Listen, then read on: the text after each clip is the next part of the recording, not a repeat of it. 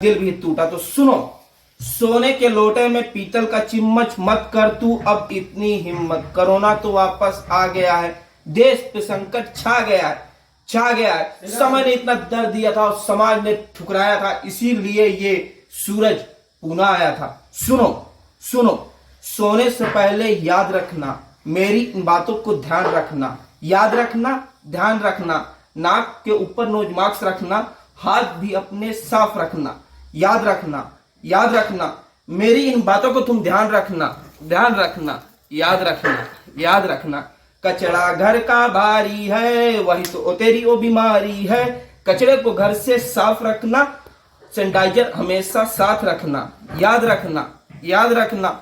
मेरी इन बातों को तुम याद रखना, याद रखना, याद रखना।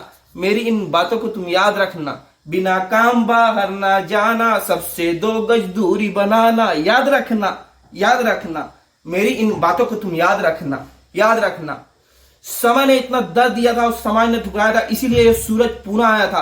रातों को जाग जाग दिमाग को फाड़ फाड़ सिर्फ और सिर्फ आपके लिए लिख रहा हूं। वैसे तो यूपी के लौटे में दम बड़ा था, लेकिन थोड़ा सा कम पड़ा था। तो प्लीज ज्यादा से ज्यादा शेयर कीजिए, बहुत संकट है।